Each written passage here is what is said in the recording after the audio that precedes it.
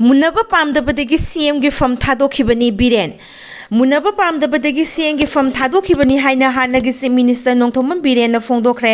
wafam asi en biren na mahaki official Facebook account do thagalaba post amada miyoi amana pirakhiba comment ki pakhum oina phongdokhibani KSO Delhi gi president Paujakhu Buiti amadi India gi chief of the army staff general Upendra Dwivedi ani gi collapse oina semlaba video ama upload tawduna Manipur da hojik thokliba irang asiga mari leinana post adu thagalakhibani hairiba post adu da BJ Laisang Theng koba miyoi amana Manipur gi luchingba sinna ningthau khuba munnabada lingjen manadre haiba wafam ama comment oina pirakhi madugi paukhum oina from munnaba pamdabana Pham thadokhibani thugai khiba miyoi sing adu da oina hairuro haiba wafam asi NBR na paukhum oina pirakhibani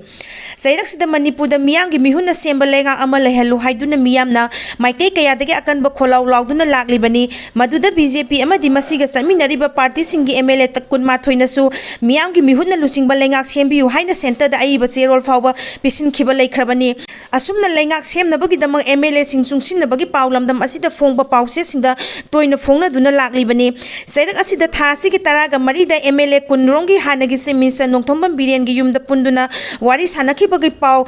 North East Life the phone kiba leikrabani hairiba mifam aduda MLA Govindas Konthongjam case ibomcha keba amadi karam samna chingba su yaukhi haire Siroi festival liangba lakpa maitai amata hingna tharoi dabani laukthokhiba KSO Delhi gi president Paujakhu Buiti police na fana nava thiba hokre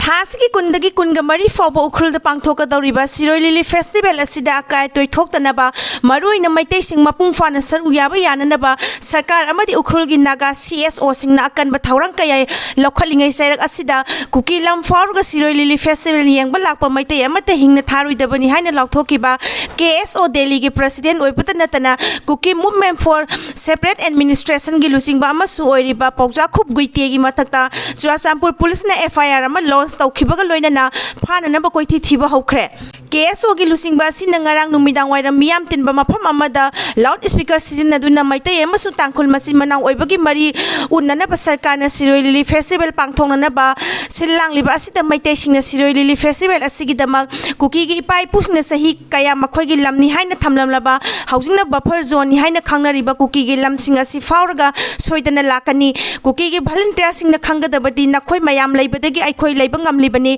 maram aduna kuki len fauraga lakpa maitai nupa nupi amata hingna tharoi dabani ai kana amata gi wal loroi maitai amata na aikhoi gi lam fauduna lakpa thengnarabadi aikhoi gi ipai puna thamlamba lam asibu ngakthokchana ba makhoi bu blast tawgadabani haina phongdokhiba wafam ama social media da thagalakhiba video footage amaga mari leina Churachampur district police na KSO gi wafam asigi mathakta FIR launch tawkhre loina na hairiba miyoi asi athuba matamda fanana ba red tawba yauna atai thaurang kaya paikhatpa hokre state asiga yumthangnariba Mizoram Assam Nagaland amasung Meghalaya gi police tasu athuba matamda miyoi asibu fanana ba Manipur police gi maikai dagi haijakhre Amarom da Siroi Lili festival asida saru yariba miyam asoi angam thonghandana ba mathau taba security arrangement paikhatkani haina Manipur police na social media da phongdorakhiba wafam amada hairi blood bank dagi yollambani haiba ani case ena fare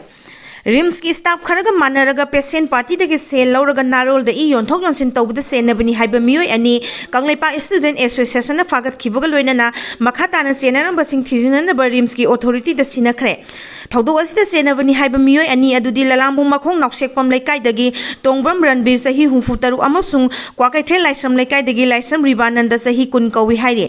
phar miyoi ani bu paumi singi mangda putholaduna khuyathong da leiba KSA office da pangthopa paugi mi from da Mahiroi Loop asigi Secretary General Sanjay Khulakpam na hai Manipur College ta mahai tamliba Ribananda hairiba miyoi asina mahaki imung manungi anaba yawi haiduna amasung mamanaba kaya puraga Rims ta blood donor oihanki mahakta natana Rims ki blood bank da laktuna pihanba amasung sel pithok pisin tawbagi singnaba lakpadagi mahaki college ki student union da paw lakhi matam madu da thigaluba matamda Ribananda hairiba miyoi asina gi tangai fadaba leiba anaba singdagi sel lauraga yonbagi thabak asi sathare haiba khangba ngamlakhibani mahakna hai wafam asi lakpadagi Ribananda da wahang pahong chathabada yombagi thabagasi palin kauba miyoi amana taklakpadagi Ranbir ga thengna handuna yombagi thabagasi Ranbir ga makhatana chatharakpani haiba wafam lakpadagi Ranbir supagatpani Togbam Ranbir haiba miyoi asi mamangda su yonthok yonsin ga thabakta chenarambagi damak faba leikhre matamadu da serak amata pikhidaba maramna asigumba thabagasi amuk makha chatharakpani